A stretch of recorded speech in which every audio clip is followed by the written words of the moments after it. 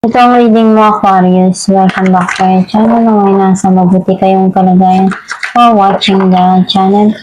This sa general reading, kayo nang bahalang magpalit-palit ng situation nyo sa reading ko.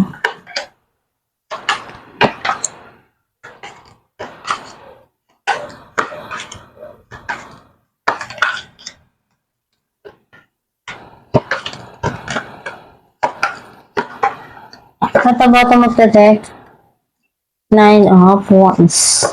I feel like yung energy mo, nasa sense ko na andun yung mga bagay na pinagdaanan mo, na napagod ka, pero hindi ka pa rin sumuko. Lumalaban ka kahit ano yung dumating sa buhay mo na pagsubok. Ang mensahe ng card mo, nakikita ko na may parating dito na happiness. Also, some of you, nandun yung darating na pag-heal ka rin sa mga pinagdaanan mo sa nakaraan. You want to share kung ano yung meron ka. Mas gusto mo yung nakakatulong ka, nakakabigay ka sa mga mahal mo sa buhay. Some of you, you're trying to balance yung mga dumarating, yung mga binibigay sa'yo na pagsubok o pinagdadaanan mo. Ginagawa mo yung paraan para maibalance lahat yung sitwasyon na yun. Nakikita ko na may mga pinagdarasal ka dito. Umaasa ka na makamit mo kung ano yung gusto mo o yung mga pangarap mo sa buhay na gusto mong maabot. Right now, naguguluhan ka pa, hindi ka pa makapag-desisyon sa mga bagay na kailangan mong harapin at ayusin. Some of you, kailangan mo lang na i-balanse para hindi ka mapagod.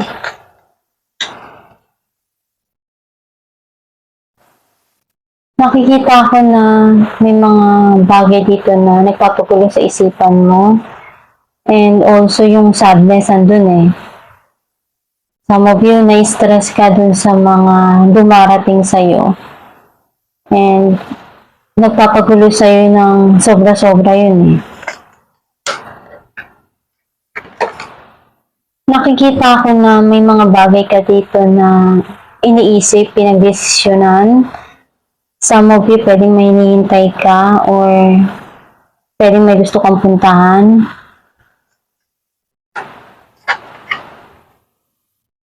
You feel stuck dun sa sitwasyon na yun. Pinag-iisipan mo kung ano yung pwedeng way para magawa mo dun sa dumarating sa buhay mo ngayon na problema or pagsubok. May mga plano ka na hakbang para dun sa pera mo, sa mga pangarap mo na may ayos yung karir mo o yung trabaho mo. Some of you, iniisip ko kung paano yung way na magkakaroon na pag-unlad dun sa financial mo. Clarify natin the Sun. The Sun and 8 of Wands. Nakikita ko na may parating dito na magpapasaya ng puso mo na bagong opportunity para sa'yo. Some of you, pwedeng mensahe na marireceive mo. Clarify natin the Star. 10 of Pentacles and King of Wands. Nakita ko na may abundance and prosperity na darating towards you. Some of you, someone sa buhay mo na iniisip niya na ikaw yung makapagbigay sa kanya ng long term na relationship at pinapangarap niya yun na makamit. Clarify natin ang 9 of Swords. 4 of Swords and the High Priestess. Nagkaroon dun ng no communication sa sitwasyon na yun. And you need to listen to your inner divine kung ano yung pwede mong magawa. Kailangan mo lang na palipasin, bigyan ng time yung isa't isa para makapag-isip kayo pareho ng tama. Clarify natin the Hangman. Nine of Swords and Seven of Pentacles. May nagpapalungkot sa'yo dito ng sobra-sobra. Ginagawa mo lahat ng paraan para makalimutan yung mga nangyari sa nakaraan, pero nahihirapan ka dahil marami ka nang na ibigay or na-invest dun sa sitwasyon na yun. Clarify natin ang Six of Pentacles. Queen of Swords and Judgment. May communication na parating, clarity dun sa sitwasyon na to. Some of you pwedeng may judgment na ibibigay sa'yo. Pwedeng kailangan mo pagdesisyonan ng tama yung mga bagay na dumarating sa buhay mo. And you try to balance para hindi ka ma-exhausted or mapagod. Para tayo natin Two of Pentacles. The Emperor and Seven of Cups. You're controlling yourself na gawin yung mga bagay na alam mong magulo pa. Kasi may mga bagay dito sa buhay mo ngayon na binibigay sa'yo pero nahihirapan kang magdesisyon. Hindi ka pa ready na harapin lahat yung mga dumarating sa'yo na pagsubok or yung mga nangyari sa nakaraan. Hindi mo pa kaya na harapin lahat. May mga bagay dito na dumarating sa'yo na opportunity that you feel restricted. Kaya may mga sitwasyon na nahihirapan kang magdesisyon kung ano yung way or paraan na maibibigay mo dun sa mga dumarating sa'yo. Clarify natin ang Three of Wands. Two of Pentacles and Two of Wands.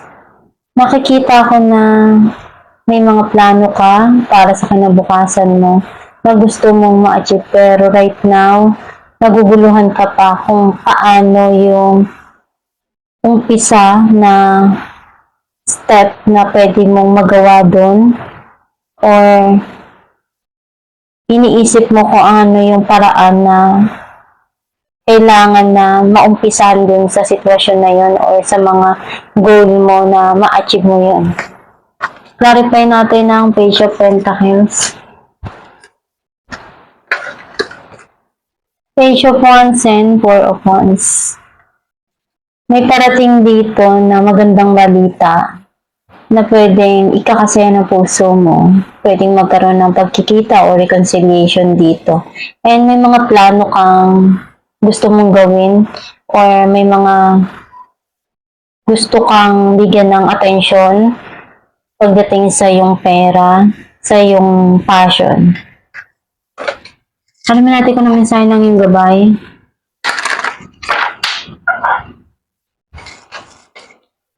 Release and surrender. We shower you with blessings of our radiant love. Open your arms and release the challenges that you have held tightly gripped within your hands. Open your hands, arms, and heart to our love and assistance. Ang mensahe ng iyong gabay na kailangan mong tanggalin yung mga bagay na nagpapagulo sa isipan mo, yung mga negative na nararamdaman mo, and isurrender mo lang kay God lahat ng mga problema, mga iniisip mo, yung wino-worry mo. Basta gawin mo lang palagi yung best mo dun sa mga dumarating sa buhay mo na pagsubok o problema, and magdasal ka lang palagi para magabayan ka ng Diyos Ama ng iyong gabay sa tamang path at mga desisyon mong gagawin sa iyong buhay. At maniwala ka sa kakayahan mo at sa Diyos Ama na nandyan lang sila para tulungan ka every time na kailangan mo sila. Huwag ka lang makalimot na kumanig kay God dahil mahalaga yung maganda yung connection mo sa Kanya. Malaki yung naitutulong nun sa buhay mo. At maging positibo lang doon sa mga gusto mong tumating or iniisip mo para iyon yung outcome na marireceive mo sa iyong buhay. At itong yung reading, Aquarius, kung nakaresonate ka, kindly comment down below. Thank you for watching.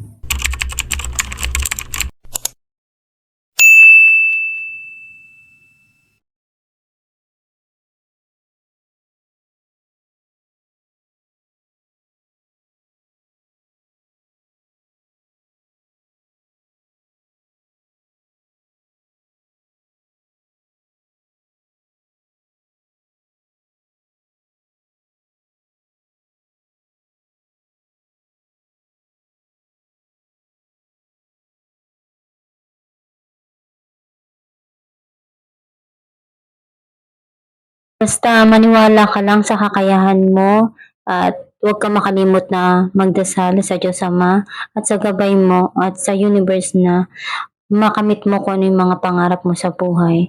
Believe in yourself at palagi lang sila nandyan para gabayan ka at bigyan ka ng mga tamang ideas na makakatulong dun sa mga dumarating sa'yo. At palagi ka lang magdasal. At itong yung reading, Aquarius, kung nakaresonate ka, kindly comment down below. Thank you for watching.